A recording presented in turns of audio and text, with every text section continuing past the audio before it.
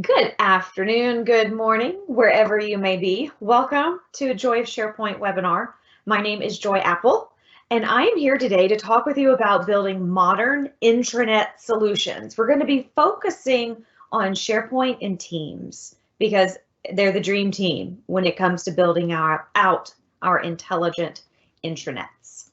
I am so glad you are here.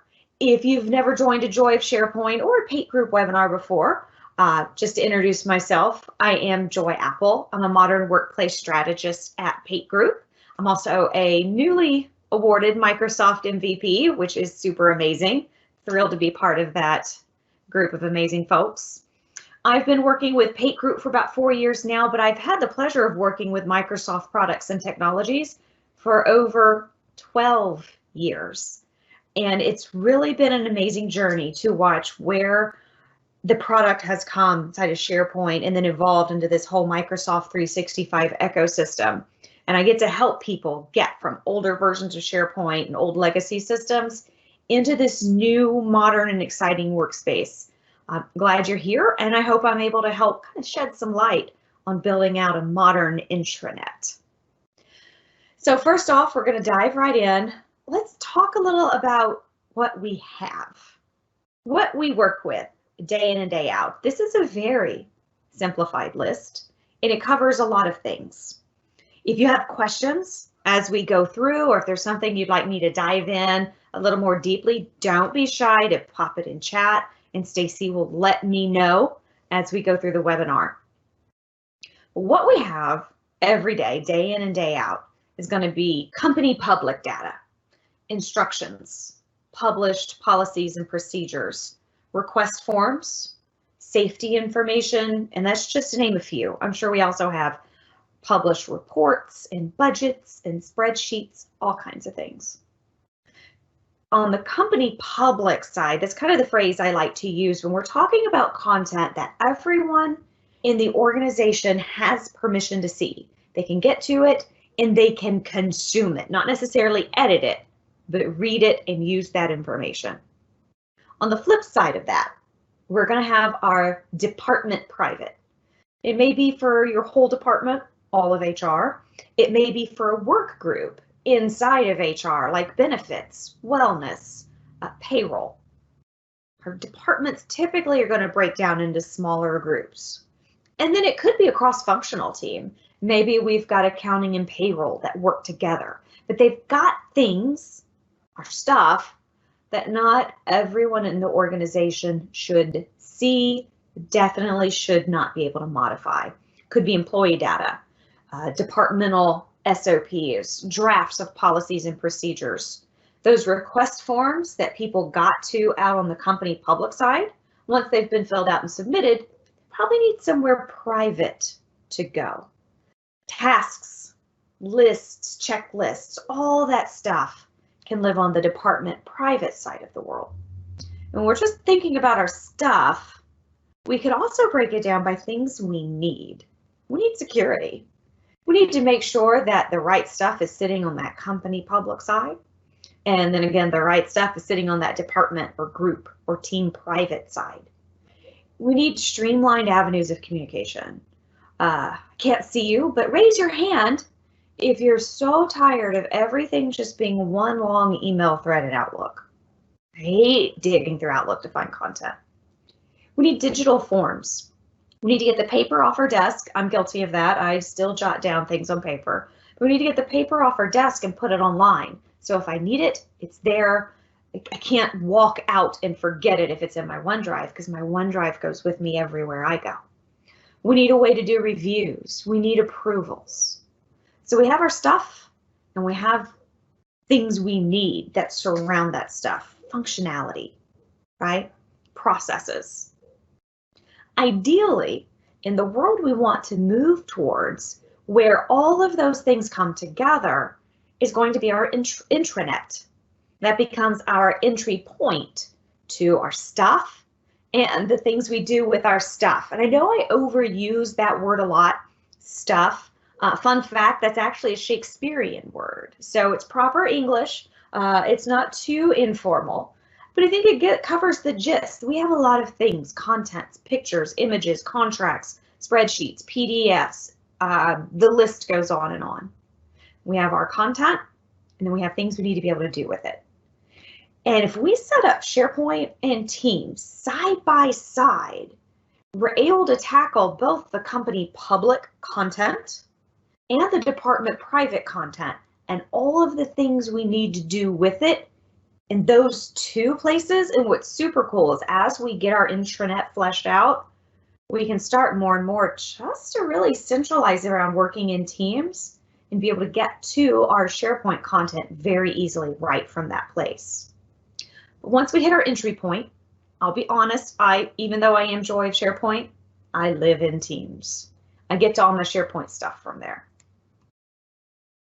So we start, and then we have our files and our content. It could be Office Suite, it could be PDFs.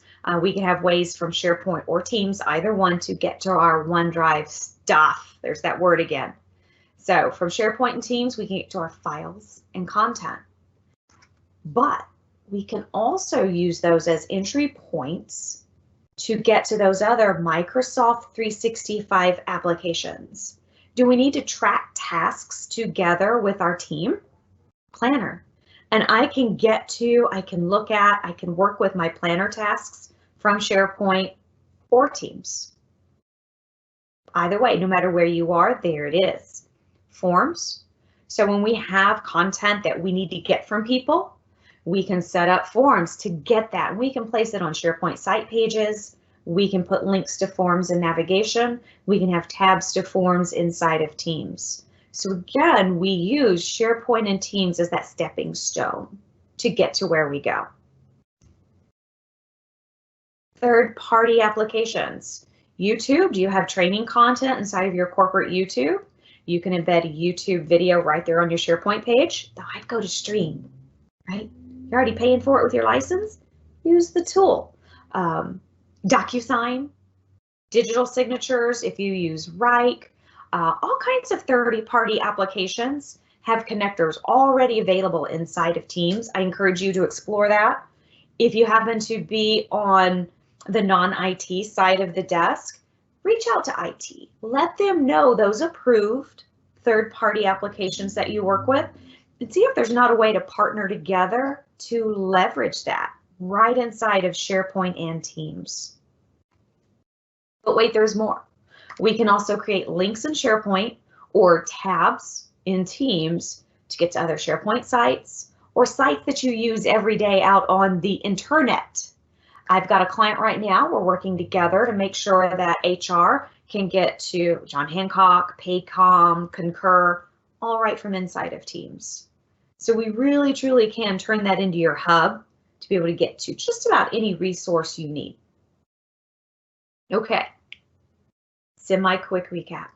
We got stuff, we got things we need to do with stuff. And we know we're going to try to get to all of that from either SharePoint or Teams. But let's explode out a little bit. Let's actually talk about architecture at a super, and I mean super high level, 10,000 feet. All right. So we're used to, if we're coming from maybe the old classic world of SharePoint, we might be used to thinking about architecture in a very funneled type way. We may have the corporate homepage, which we know is really a site, be the top level site in our site collection. And then contract management is a sub-site. And then a sister site to that might be finance and accounting. And then another sub-site, human resources, and another sub-site, I should say. Those are all going to inherit the navigation from that corporate home page, that top level site. When we explode that out a little bit more, we see we actually have 3 levels at this kind of simple way of looking at it of sites. The corporate home would be the parent site, and then each department has a child site. And that would be considered that company public area. Or if I need some information from contract management, I navigate right to it and I see everything contract management has available for me. I exploded out the IT piece. So IT, sub-site to the corporate home. and then a child site. So the application support team breaks permissions from IT, and then they have their own site, subsite, team site. Same for the exchange group, same for the help desk. So this actually is representing 3 layers deep of sites. Cool thing about that is we just set up the navigation one time at this top level, use links to get anywhere we need to go, share FAQs, have content on the pages, news and announcements, and then folks just break off to wherever they need to go. All the while the navigation is being inherited down and down and down and down. Maybe we blew that out to the side a little bit. Maybe what we did is we had the corporate homepage be a site collection, and then we let contract management be its own site collection. Finance and accounting was its own site collection. And at this point in this diagram, we're only going 2 levels deep. So we've got several site collections that are all siblings. And inside of this site collection, then we have 1 level of subsites in a perfect world. If you've been in this world before, you know more than likely you had other subsites that kind of built on out. But I would have IT be the parent, and then 1 level deep of the child sites for each of these teams. Again, right about here, permission broke. So permissions always worked like a funnel in this situation. The more permissive a site was, the higher up, and then permissions would restrict as we went down further and further. If you've ever had the pleasure of managing that with your business departments, you know, it could get complicated really, really fast. Probably have a bottle of Excedrin sitting on your desk for just these situations. Pros. The main pro, especially if you were just doing that one big site collection, was you set your navigation at the top, and until someone made a special request, you didn't really have to do much. That's it. That's about the only pro that really comes with nesting your sites within one site collection. A big con, if you were doing that all together, was all of your stuff went into one content database. So if Joy jacked up a spreadsheet and accounting says, hey, IT, we need you to do a restore of this document library because Joy messed up that spreadsheet, that means that entire content database with that whole site collection that had everybody in it would have to be restored. Probably not going to happen for one spreadsheet. If it did, wow, that was an important spreadsheet, and it was going to take a long time, right? That's a lot of content. Now, if we did it on the separate site collections, that part was a little easier. We still have a lot of broken permissions. There's no clear view either way you go of really what you're working with inside of Central Admin. Again, broken permissions, I can't say that enough. Navigation, I'm going to be honest, we were still having to do some one-off modifications here and there. And don't even think about reorging unless you're paying money for a third-party tool that lets you pick up subsites, break them out, and promote them and move them around. Reorgs and moving stuff was a nightmare. But I have good news for you. If you're currently living in that world and you're wondering and you're thinking, okay, we're in SharePoint Online now, can this be better? Yes, yes, it can. Because modern SharePoint calls for modern architecture, and we're going to unnest our sites. And yes, I'm talking a lot about SharePoint right now, but hold on, there's more to come. So modern architecture, everything breaks out and becomes its own top-level site, or what we might call its own site collection. And when I first read that announcement from Microsoft, I kind of kicked back in my chair and thought, wow, that's a lot of sites. That's a lot of sites that I'm not going to have that URL that's mapping out site, subsite, sub-subsite, sub-subsite. You know, my mapping, it's going to be weird. Feels like they're kind of just floating around. Dust in the wind comes to mind. But I promise you, it is not like that, because the tenant is our boundary, right? It's all right there.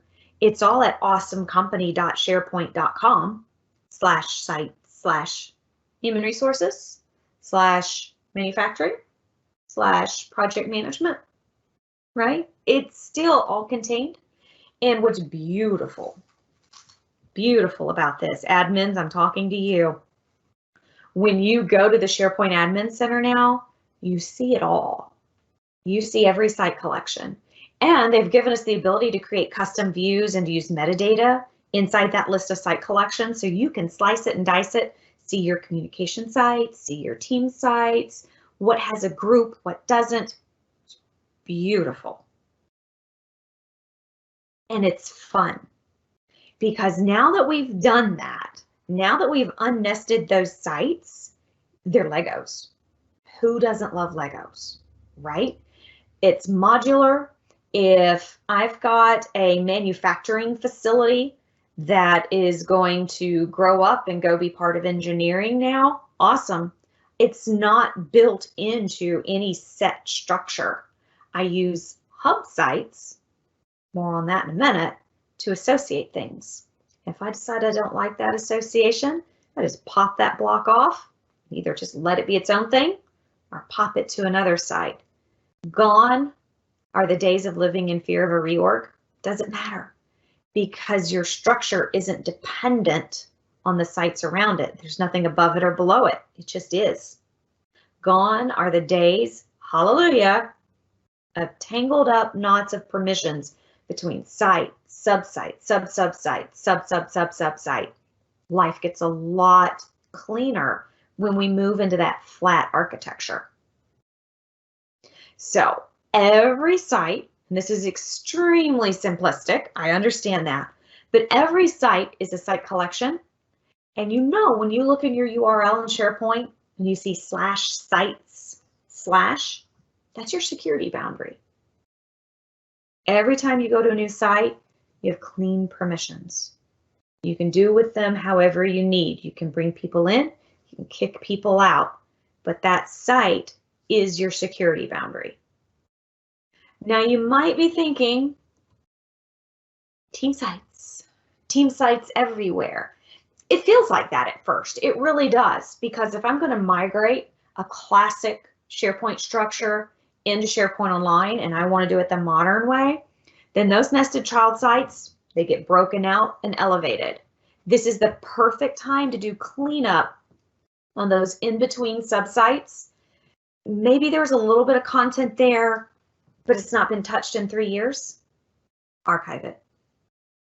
Burn it onto a DVD and give it to that department as a Christmas gift. Here you go, do with it what you want, right? Clean it up. Break down those structures that really weren't very useful in a lot of situations. Clean up those permissions. You probably will have to do some work to make sure the permissions on those newly promoted subsites are set up the way they need to be. It's probably not as bad as 50-50, but we've seen a lot of situations where when we bring those subsites over, we promote them, they're coming into brand new site collections, modern experience, the permissions weren't really right in the first place because maybe the owner broke permissions but never really set it up appropriately. This is the perfect time to start fresh with a security audit and just keep on rolling from there. It's work, but boy, it feels so good when you get that done. And don't panic. Bonus points to anyone that can tell us in chat where this image and this phrase came from. Don't panic. It sounds a little overwhelming. It sounds like we're going to get flooded with all of these site collections. But before, we were basically on the Titanic. We could see the tip of the iceberg, but we had no idea what was really under all of those site collections. Nothing's hiding from us now. We have that true representation. We have fewer issues. I once spent 6 weeks elevating content from deep folder paths and URL structures because it had broken the 256 URL character limit. Search couldn't find it. Backups and restores wouldn't work on it. You're getting rid of that whole mess. Microsoft back in, I'm going to say late April. I could be a little off on that. But they raised the tenant site collection level to 2 million. Site collection limit limit to 2 million. So you're fine. If you're bumping up against 2 million, come talk to me. Maybe we can help. And then we get hub sites to bring all that together in navigation. So we don't feel like we're having to play hopscotch to come and go to all of our content. Hub sites. I love hub sites. I'm really excited for the features that are coming out to help make hub site management better. So a hub site takes the place of what we used to consider that parent site or that top level site in a site collection. A hub site lets us join related sites to it.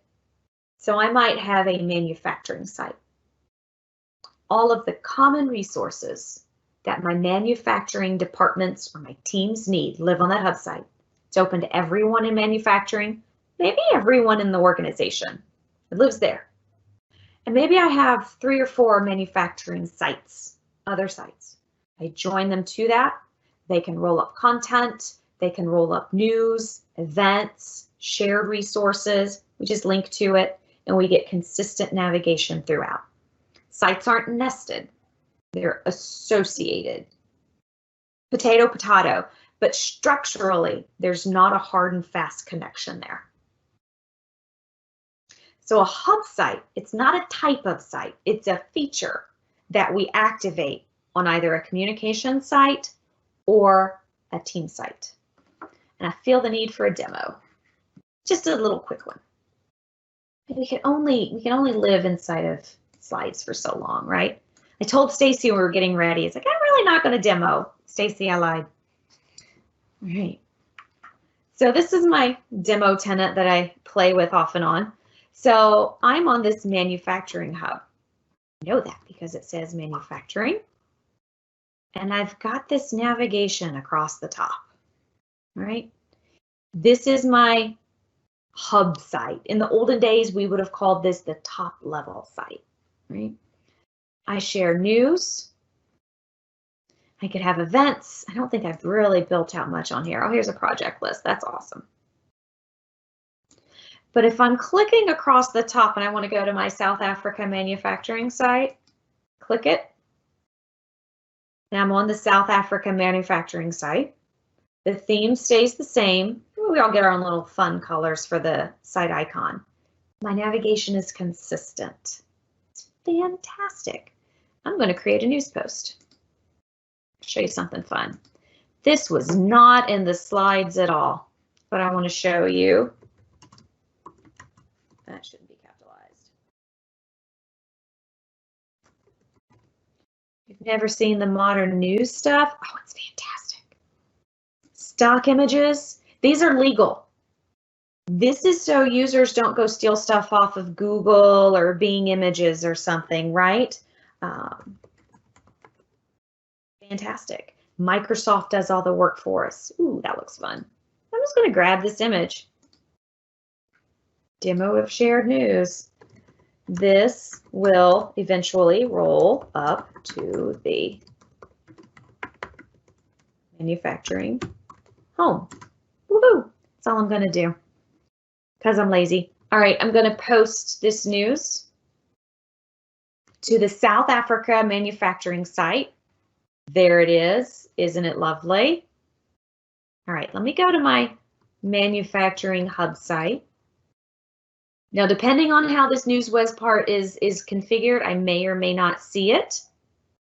Let me do a quick edit, make sure I've got it configured to pull from that site. This is how easy Modern SharePoint is, folks. I'm going to edit this news web part. It's going to think about it. Yay, live demo. Really, come on, SharePoint. It's fine. This is what I get for doing an unscheduled demo. Reload. Yeah, sure. Okay.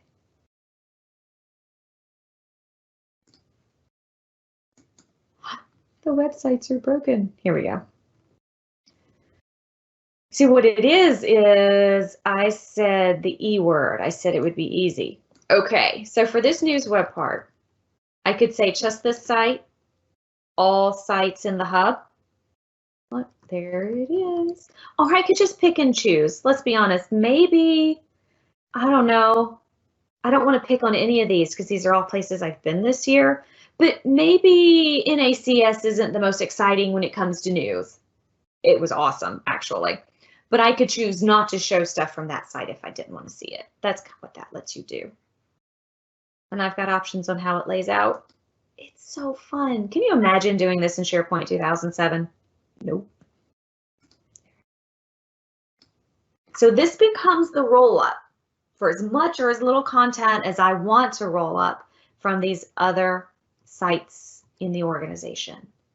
Fantastic. And I can see where it came from, right? This came from the site we're on. This came from the South Africa manufacturing site. It's fantastic. My search, my hub keeps me scoped inside of the hub sites, everything that's joined to manufacturing. So when I looked for the word demo, I'm getting content from South Africa, from the manufacturing site, La Jolla, anything in any of these sites that I have permission to. Permissions will still trim and search, will come here from within the hub site and the join sites. Pretty cool. All right, back to slides. So I could have hubified a team site if I wanted to. You can hubify a communication site. It's a feature, not really a site type. And we're not really talking about creating hubs out of every possible combination of sites out there. That would be extreme.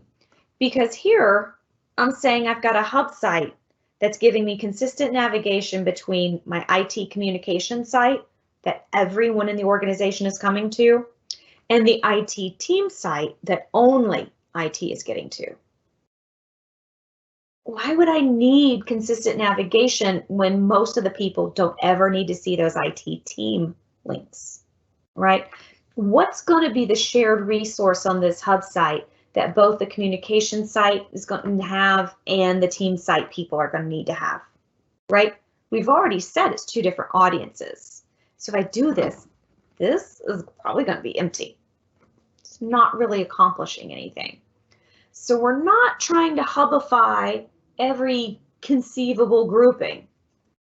What we're trying to do is look at the sites in our organization that are related but wide in architecture. Projects. I can tell you at Paid Group right now, 35 to 40 ongoing projects right now. It's a lot of projects. It's a lot. So I can have a hub site where every one of those project sites that I have permissions on, those resources can roll up. I can see the events, I can see timelines, I can see documents that have been edited recently. And then I have that consistent navigation to go to all the sites I need to. So they're related in focus, in scope, and in purpose. But the architecture feels really wide, right? I got a lot of sites. I need one place to kind of bring them together. Hey, Joy, we have a question. Sure. Okay. By the way, hi, Matthew. How's it going? How long does it take for the South Africa manufacturing to show up in the top navigation after you've added it to a hub site? Oh, you would pick on my pet peeve. So it will take as long as it takes you to go edit that hub navigation and put it up there.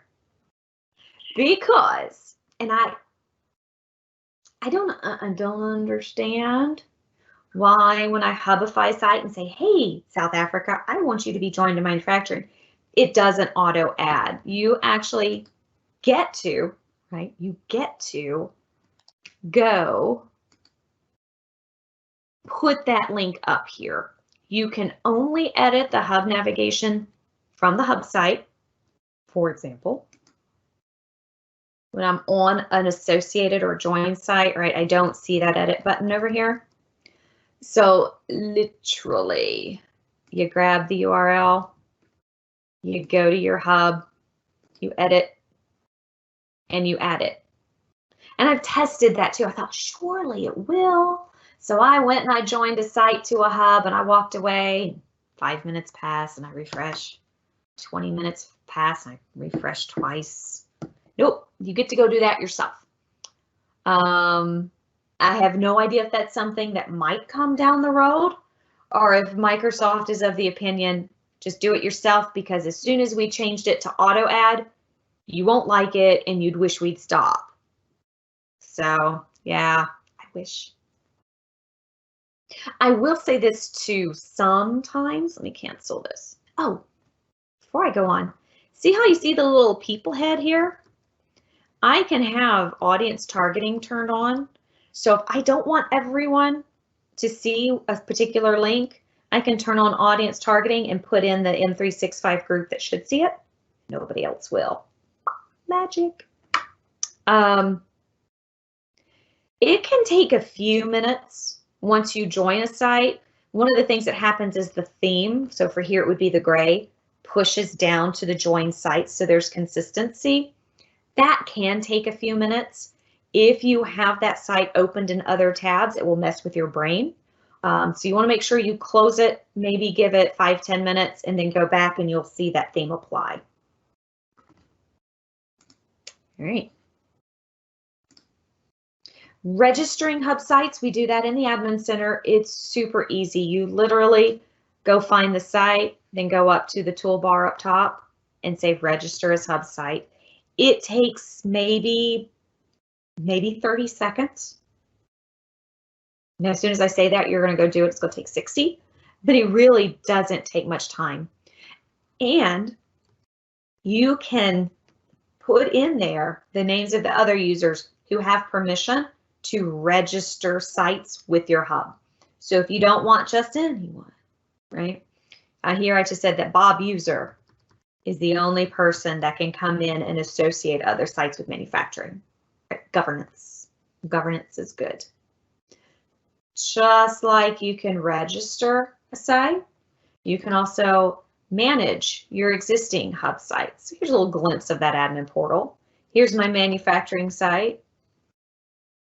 It looks like that was before it got hubified. Here's my project site. See, it shows that that is the hub. So when you're in the admin center, you can see exactly what is what. This project Schulke, I know that it's associated with the projects hub because it tells me right there. If project Schulke wraps up, we're done with it, we've archived everything we need. It's literally a matter of selecting it and removing it from the hub that it's associated with. Really simple. And if projects, we're tired of it being a hub at all, we can just unregister it as a hub. Nothing gets deleted, nothing breaks. The roll-ups will change. That's it. It's pretty safe. And it's fun because it's Legos. It's impossible to architect ourselves into a corner. We build out the structure exactly as we need it, and it's very lightweight to change. But wait, there is more, because we also have Teams to loop into our intelligent intranet.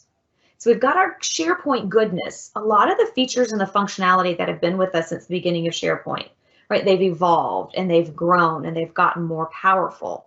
But one thing SharePoint's never really been super good at is helping us communicate better. It's helped us manage our documentation.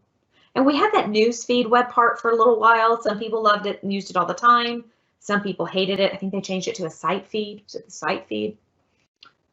But now with Teams, they're better together because Teams is for teamwork, and our Teams sites in SharePoint are for collaboration. So if we take our company public content and we put that on our SharePoint communication sites, well, now we've got our SharePoint team sites where we collaborate, like we have been doing since the beginning of SharePoint. Our traditional team sites, we use them for that department, group, project, private stuff, right? Every department had a site and maybe a few others where we could break out into our distinct working groups. Our team sites have traditionally been kind of that more secured area, and we have very site-specific work streams that happen within our small groups. That being the case, it absolutely makes sense then that if we're going to bring Teams into our work stream and into our day-to-day processes, that we would marry that to our team sites. Because now, not only am I working with you on document revisions and versioning and updating policies and procedures, or getting contracts out the door, now we can communicate on that in a very clean way inside of Teams, just enhance that collaborative process. Teams is going to promote our teamwork day in and day out. And these are just a few of the ways. And these are the ways that have kind of resonated the most with me in the almost 4 years we've been using Teams at Pate Group. Messages in our channels inside of our distinctive teams, they involve everyone that's working in that department or in that business unit or functional area. When I communicate in email, I am choosing a finite number of people. And I'll be honest, I don't always remember everyone that I'm supposed to be putting on the to line or the carbon copy. So I'll send that message out that's got important information from Outlook. 9 times out of 10, maybe it's not that bad, but it feels like it. I'll think, oh shoot, I forgot to put Stacy on that email thread. So I'll go dig it out of my sent items, forward it to Stacy and go, hey, looping you in. Well, now she's over here on this side talking with me. And I'm getting emails on the other side from everyone else that was on the thread. Everyone's not seeing all of that. But if I take that exact same communication and I put it in the appropriate channel in Teams, everyone in the team sees it and can respond to it as is appropriate. And let's be real. How often are we just dying to tag on one more message into an already 8 email deep thread? Probably not, right? Probably not. But Teams actually encourages us to share that opinion, that thought, that feedback, because we're having a live conversation, not having this, I don't know, serial email thread going on. It's fantastic. People are more likely to respond and to be part of that conversation. Content inside of Teams is searchable. Nah, it's okay. Control F has come along recently and that has helped tremendously, but Microsoft Search is coming to Teams. That's going to be a game changer. It's going to be a game changer. I'll confess, right now you got to work a little. If you truly don't know who said what and you're trying to find something based on a keyword in Teams, it's about to get a whole lot better. When I go into my team and I've got my channels, all I have to do is look at the Files tab to see my content. I don't have to go through my Outlook and find that little bitty paperclip that maybe is where that one document was. And while we're talking about teams and channels and all that good stuff, let's just look at one. So here's my HR team. Every team gets a general channel. It's where we talk about the generic stuff for our team. Here is a demo, right? I created a channel where my Alabama people can talk about their Alabama HR stuff. There's one for Ohio. You know, all of HR needs to be part of policy reviews, right? So all of, you know, this isn't broken down by specific areas, but the way our channels work, if you're a member of the HR team, you're a member of a standard channel, right? Because this is for all of HR. If Alabama needs to have a private team where Ohio's not poking their nose in to see what's going on in Alabama, we go create an Alabama HR team and we give them their private space to work on. They're going to get their own SharePoint team site and they're going to be able to work on their stuff with the appropriate security around it. Every time we create a channel and a team, we're creating a folder, like it or not, a folder inside of our documents library for that SharePoint site, because SharePoint is the document management tool for Microsoft 365. Teams is the let's talk about it and let's get to it easy tool inside of Microsoft 365. We can, doesn't mean we should, it's an opinion. We can create private channels inside of our teams so that only specific people can see what's in that private channel, such as right here, I see the little padlock. Let's talk about that. Okay, make it comfy. This is a deep topic. How we doing? We're doing good. When I create a private channel inside of Teams, that is creating a whole other site. When we create a private channel in Teams, I'm saying it again, we're creating a whole other site in SharePoint because the permissions best practice is to secure the largest object possible, to keep from having those nitty-gritty, tangled up knots of permissions.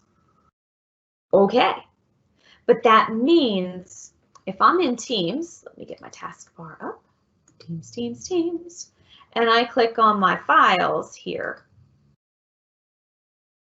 or if I decide to go open in SharePoint, right here I'm opening the policy review folder inside of the HR team library. If I had a private channel, I wouldn't be opening a folder in a library. I'd be opening up that folder in a whole other site, right? So our architecture is expanded.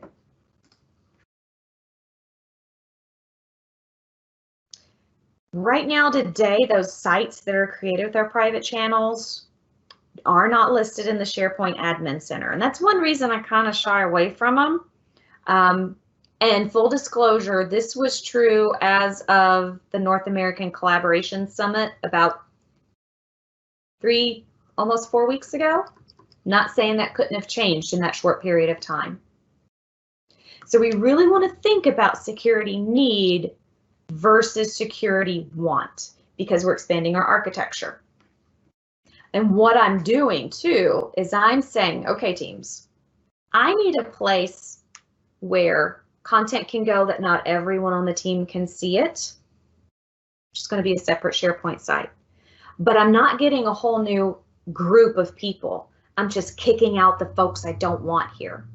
So if Excelsior PM, this is the project manager, and like the president of the company, they can come in here and see stuff that people like me don't need to see on a project.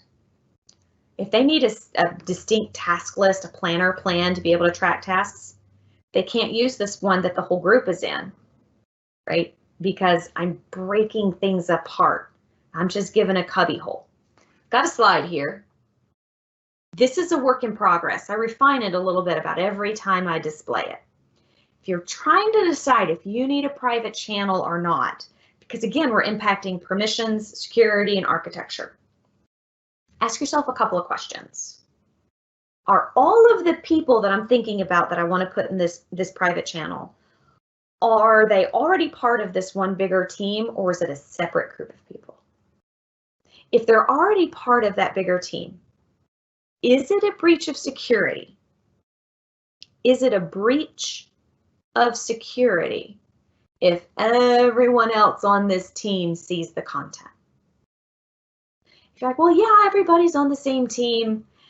Well, it's not a breach of security if they see it. It's just that everyone doesn't need to see it. And I'm just afraid it's going to be a lot of channels and a lot of noise and notifications. Okay, so you don't need a private channel if it's not a breach of security. What you need to do is help people figure out how to set up their notifications and how to show or hide the channels they need to see. Those two things reduces a ton of clutter and noise inside of Teams. Okay, check. Standard channel. All right. Are these people you thinking about, are they already part of this larger team? No. I've got some people outside of my team that I need to bring in to see this stuff. We're done. You're going to have to do a separate team because your private channel is based off the permissions, or I should say the membership of the team that already exists. You can't bring in extra people and just put them in your private channel. So in this case, you're really talking about a cross-functional team. But Joy, now I'm creating a new SharePoint site. You are, but remember, we would have been doing that with a private channel anyway. And this new site's going to be discoverable in the Admin Center. We're good. I promise we're good. Here's the fuzzy one. Yeah, sorta.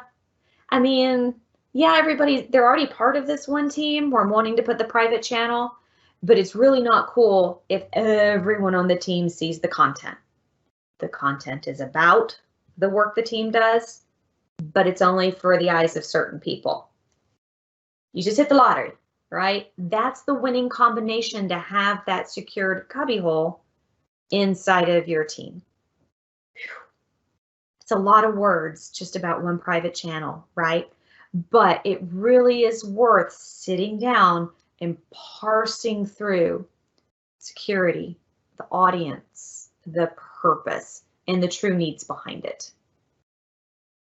How we doing? Any questions on the private channel thing? That's an excuse for me to get a drink of tea. Okie dokie.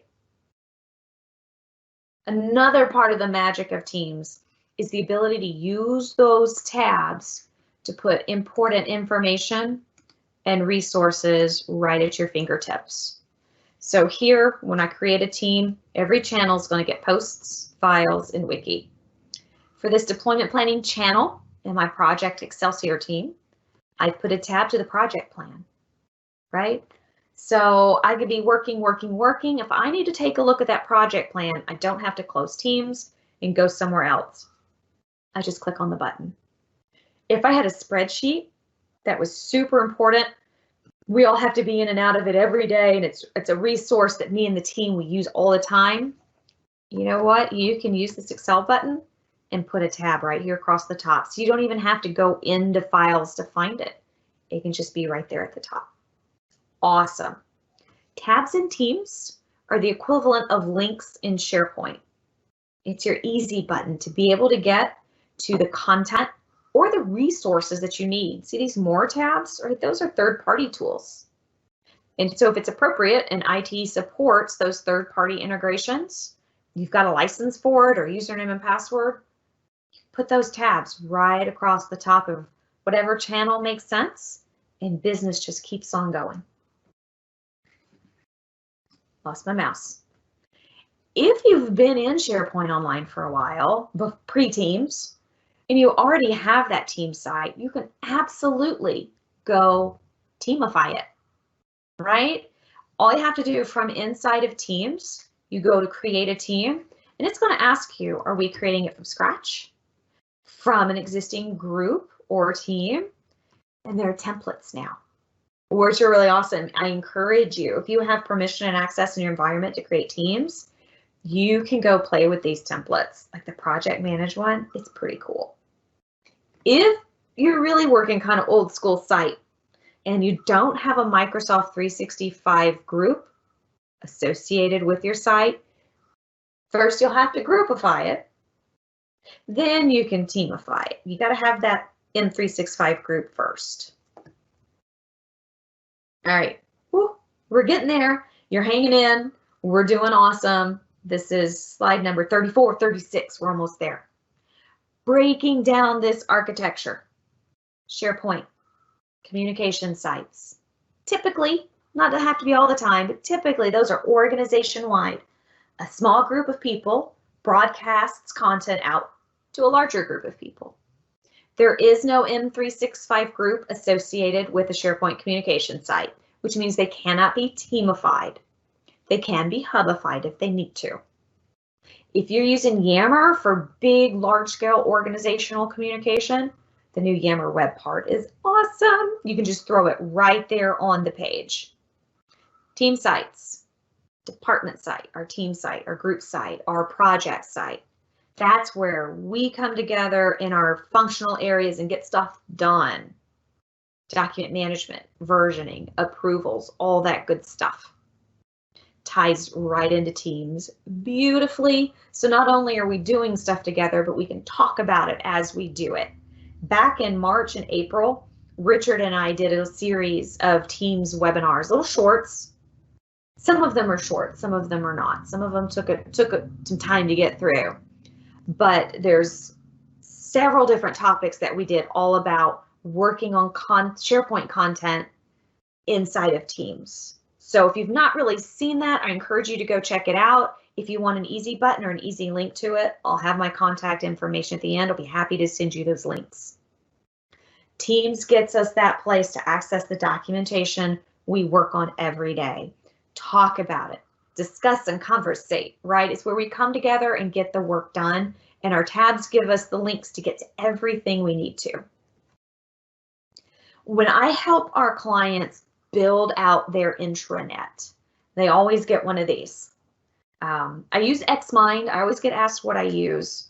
I use Xmind to do this, and I like the colors. So let me get my magnifying glass. All right. So communication site for that home page, right? We're going to have corporate news, links to department pages, or maybe even department communication sites. Just depends on how you want to scale that architecture. Links to self-service content. Maybe they need to be able to submit an incident report.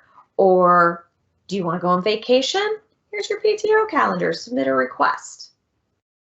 Human resources is up next. They get a communication site, company public. They can share all of the information that we all need to see as employees. Right? This is where that PTO calendar really lives. They just submitted the request from the homepage. They can see their employee forms. Are you a new hire? Do you need a W-9? Do you need to change your direct deposit? Right? Department private. Let's be real. Human resources is going to need more than one team site. It's probably going to be one for benefits, one for wellness, one for payroll, one for the folks that manage like maybe disability claims, however that may break out. A team site for each of those functional areas with the content they work on. Married to Teams, where they can talk, get to their content easily, jump in meetings, all of it right at their fingertips. Let me see. Oh, I'm going to do my magnifying glass again and point this out. So for this group, we talked about having that team site and Teams. Well, this particular client was going to have some retail locations, and they wanted to set up a hub, SharePoint hub. So every store would have access to that hub site and then could break out and have a retail site for their own independent content. So we were just beginning to flesh that out when I kind of use that as the basis for this. So there's lots of different ways you can come in and set up your sites and your teams to meet your need. Remember, if you think about your audience, that will help identify your permissions, and then you just set those sites up accordingly. It's the fun stuff. It really is like playing with Legos. I'm blessed to get to be able to do it just about every day. All right, you have hung in there with me till the end. Thank you so much. We have a couple of questions if you have like. Sure. Yeah. Okay. Our team. Do you know if officially Teams templates have been rolled out to everyone? I don't think that they have. We can find out. Mm-hmm. Do I still have it open? I'll show you something magic here. I go to this roadmap almost every day. Almost every day. I really don't think that they officially have. I think that they're I think it's in process. We'll confirm or deny here in just a minute, but I think they're currently rolling out. Because we have them. Oops, too far.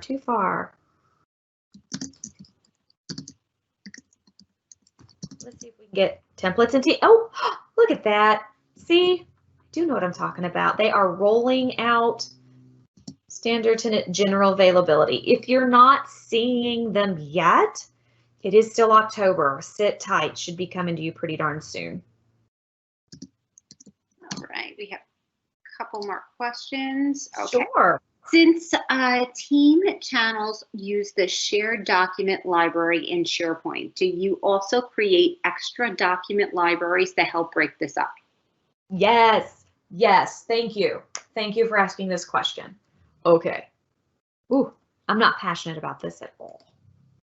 All right, so if I'm here inside of my channel, right? So Ohio, apparently, we're in the HR department for Ohio. This Files tab should be the stuff where we're working on it a lot, right? In fact, all of these, when you're talking about your Files tab in Teams, this is what you are just doing your fast and furious collaboration on. You want to be able to open up a document. Do I have anything in here? Yeah. You want to be able to open it up, maybe work on it here. Let's be real, if it's Excel, we're going to open it in the desktop app, right? But we can have conversations about it, and it's threaded to the document. I mean, we are getting it knocked out. Yeah. But if I need to occasionally go back and look at the previously published reports, I'm probably not going to be doing fast and furious collaboration on that, right? So if it's just for reference, or if it's just for looking at stuff, I would recommend making that a library in SharePoint and then tabbing to it up here, or wherever it makes sense to tab to it. Because we don't want that reference stuff cluttering up our active collaboration. And we don't want our active collaboration to be all intermingled with reference documents, published information, or things that really shouldn't be edited. So I would absolutely create additional document libraries on your SharePoint site, because that's what it's there for. And nope, wrong button. Do that every time. And then just grab the link to it. Like, what have I got here? Procedures. So I could grab the link to procedures and tab to that inside of Teams. Actually, I didn't have to go get the link. Can you tell me used to doing it the old way? Let's see, SharePoint. Oh, I clicked the wrong SharePoint button. Come on, girl, get it together. Oh, they've changed it a little bit. SharePoint pages. Oh, no, they haven't. I just can't read. Yes. Here we go. Pick my site. Oh, let's look at that too. This is showing me all the sites in the tenant that I have permission to. So it doesn't have to be in the same site either. If it makes sense and everyone has access to this stuff, you can tab to whatever you need to. There's my procedures. Next. It's not smart enough to name it for you. If it is, it's just too lazy. And I'm on my little bitty laptop monitor, so you notice it does start to condense things, so you might want to think about that. But now I've got my reference content, the things that aren't going to change, and I'm not cluttering them up with the stuff I'm working on. I hope that helps. All right, I think we have time for one last one. For sure. Okay, how do you set it up to make it easy for users to move files from a Teams document library to the longer term location? SharePoint does it for you. So let's pretend. I'm going to go documents. Remember, every channel in Teams is a folder in documents. Here's general. And let's pretend that this and the fake document, we're done. No more working on these. We want to publish these out maybe to the HR communication site. Aha, here's this move button. If you don't see it here, oh, there it is, HR communication site.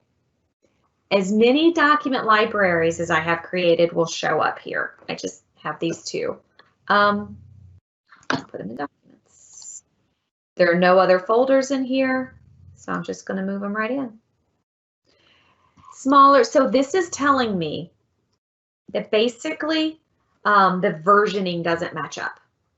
And if you don't have the exact same columns here as the place you're moving, it's going to warn you that you may lose some metadata. So of course, we always want to plan and think ahead and don't just click buttons like crazy people like I do. Okay, telling it both times, move anyway. If I had selected 4 documents, it would have warned me 4 times.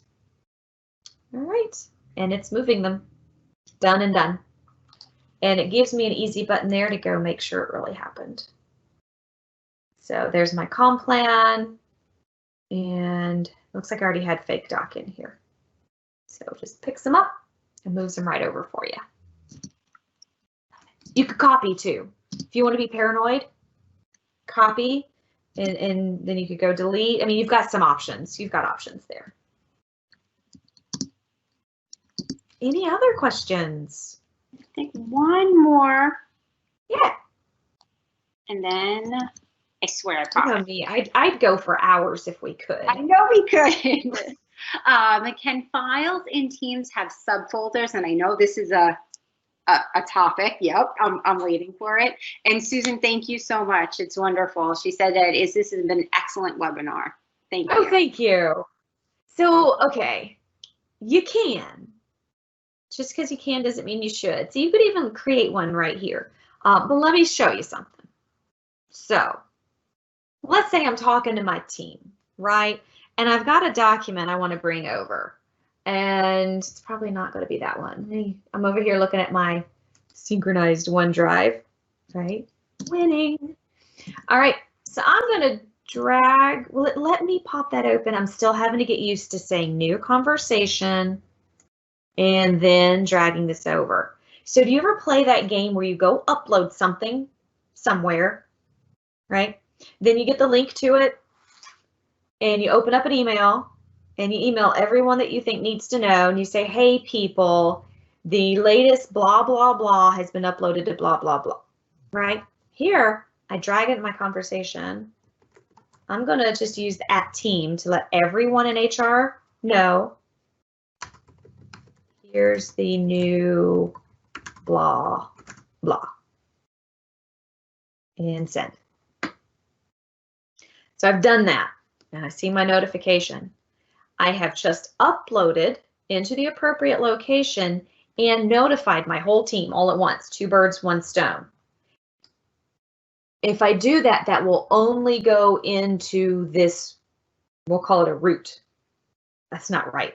Into this one file's location. I can't tell it to go into a subfolder of files. Does that make sense? If you're thinking about a subfolder, and this is going to take a minute, but if you're thinking about a subfolder, are you going to need to have conversations about that content in that subfolder apart from the bigger area that it's in? So Alabama HR, maybe they work on benefits and they want to put a benefits folder in their files. Is that group ever going to need to talk just about benefits?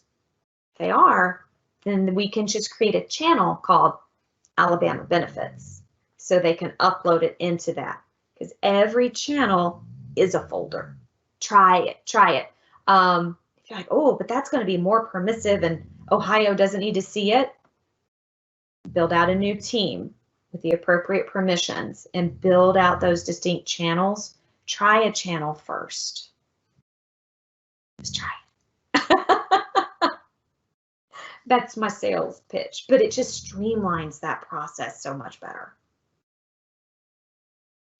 It didn't take too long, I don't think. How we doing, team? Can you hear my dog snoring, Stacy? No, I can't. We're just over on time. Yes. All right. All right. Thank you so much for joining us.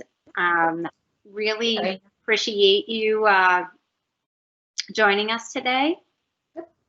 Please feel free to reach out if you had a question we didn't get to, or if you just didn't want to go through the trouble of typing it in. Find me on Twitter, Instagram. You got my email address here.